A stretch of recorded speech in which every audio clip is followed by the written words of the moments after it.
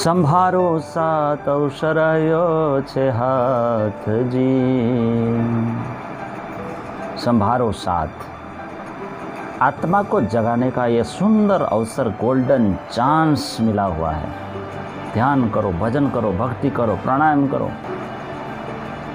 अपनी आत्मा को जगाओ। धनी मल्या आपने माया मां, अवसर आज तमारो जी। धनी मल्या, धनी मल्या का मतलब है हम सभी जीवों को, आत्माओं को इस संसार में परमात्मा मिले हुए हैं, परब्रह्म परमात्मा मिले हुए हैं, श्री कृष्ण। तो ये सुयोग्य अवसर है, ये सुयोग्य गोल्डन चांस है, ये सुवर्ण अवसर है। तो इसी समय भक्ति, भजन, सत्कार्य करके सफल हो जाएं। अनंत अद्भुत विभूतियों का स्वामी ये मनुष्य है। हम अनंत अद्भुत विभूतियों का स्वामी हैं, लेकिन इसके बावजूद जगत में पतन है, पराभाव है, नीचे गिरते हुए दिखाई दे रहे हैं, पराभाव दिखाई दे रहा है। क्यों हार होता है, क्यों पतन हो रहा है? क्योंकि इसका एक ही उत्तर है, इसका एक ही उत्तर है, इस जीवन, इस मनुष्य जीवन रूप अवसर को महत्वपूर्ण नहीं माना और जीवन का सदुपयोग नहीं किया। इसके कारण पतन हो रहा है। तो जीवन को एक महत्वपूर्ण अवसर मानना चाहिए। क्या मानना चाहिए? ये जीवन एक महत्वपूर्ण अवसर है, गोल्डन चांस मान लीजिए। तो इस जीवन को जो सही दिशा, सही डायरेक्शन में जीते हैं, सही उपयोग करते हैं, वही सफल व्यक्ति है। सफल वही है। मनुष्य जीवन में स्वभाव अच्छा होना चाहिए, चरित्र को अच्छा बनाना वो आवश्यक है, सुंदर बनाना वो बहुत आवश्यक है। चारित्र्य जो है, चरित्र वो संपदा है। अरे गरीबी में जीना पड़े, अभावग्रस्त जीवन जीना पड़े तो घबराइए मत, लेकिन हमारा चरित्र ऊंचा होना चाहिए। चरित्र एकदम श्रेष्ठ हो, चरित्र में कोई दाग ना हो। तो ये सारी चीज़ें हैं परमात्मा कृपा के द्वारा प्राप्त होने वाली वस्तु है। खूब भक्ति करेंगे, खूब अच्छा काम करेंगे तो चरित्र अपने आप खिलेगा।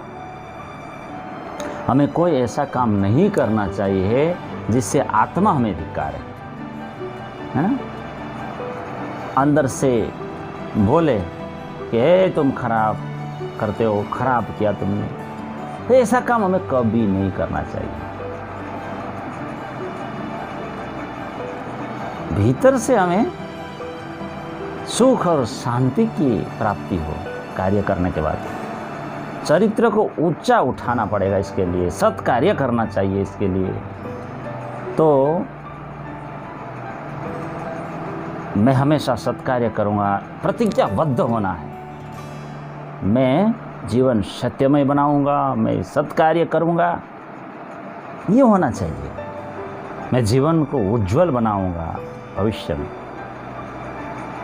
और आलस जो शत्रु है हमारे अंदर, आलस्य, इसे मैं त्याग दूंगा। लापरवाही करता हूँ मैं कार्य में, इसे भी मैं त्याग दूंगा।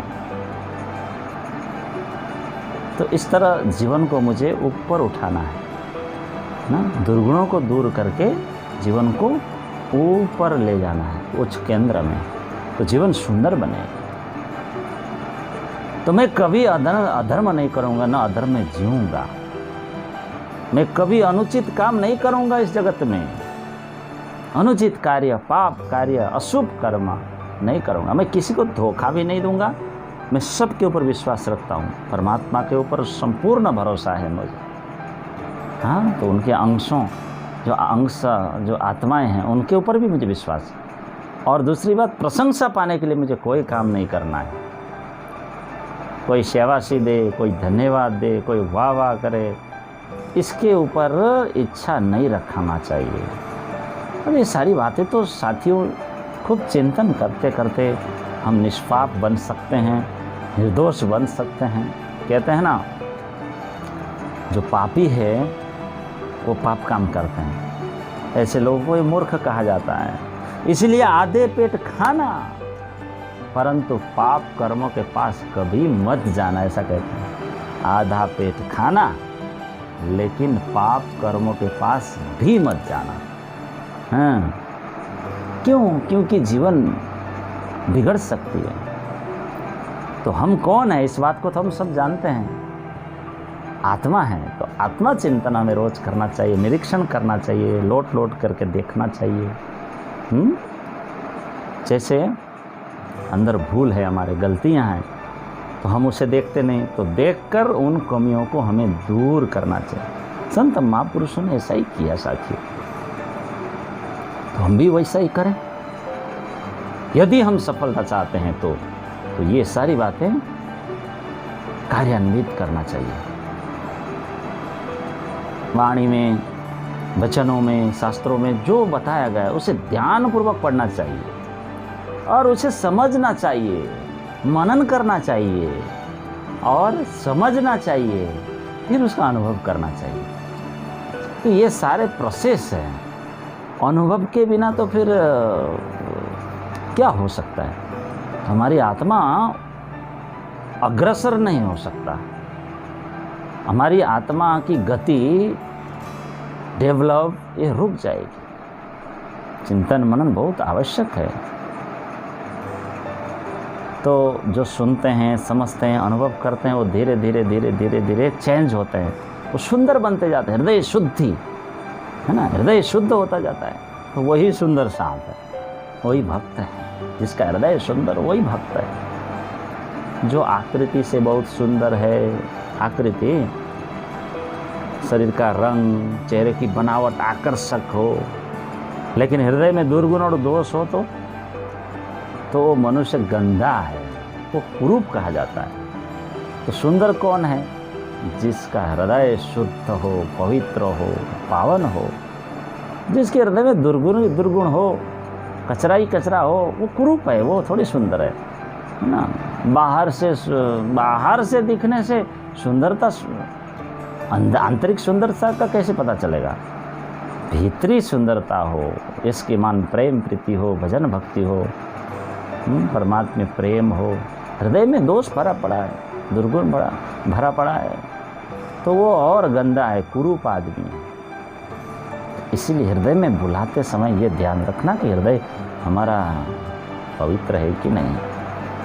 तो कमर कसकर खड़े रहना है, आगे बढ़ना है, हमें उस अखंड आनंद को प्राप्त करना है, स्वयं को उद्धार करके इस जगत से परब्रह्म परमात्मा को पाना है। अपने बच्चों को भी आप सिखाइए, आप अपने बच्चों को सिखाइए, ये बच्चे बड़ों का, बुजुर्गों का, साधुओं का, संतों का, शिक्षकों का आदर सम्मान कर, और तुम्हारे छोटे से छोटे जितने भी, उनको तुम सलाह देना, अच्छी बात सिखाना, और बड़े बड़े बुद्धिमान गुरुजनों से सलाह लेना चाहिए तुम्हें। इस तरह बच्चों को सिखाइए, संस्कार दीजिए।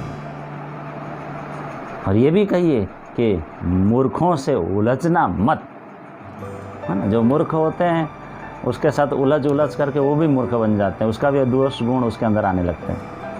तो हम अपना उद्धार चाहते हैं तो इन सारी बातों को बच्चों को भी सिखाएं, खुद भी पालन करें। खूब परमात्मा में मन लगाना, खूब भक्ति करना, है ना। उनकी कृपा से हम इस संसार से बच जाएंगे। भक्ति से नहीं, खूब भक्ति करें, लेकिन उनकी कृपा जब होगी तब बचेंगे, और कृपा से हम संसार सागर से बचकर तर जाएंगे। संसार दुखालय अशाश्वतम, इस संसार से बचना है तो खूब भक्ति, भजन, कीर्तन हमें करते रहना है। प्रणाम।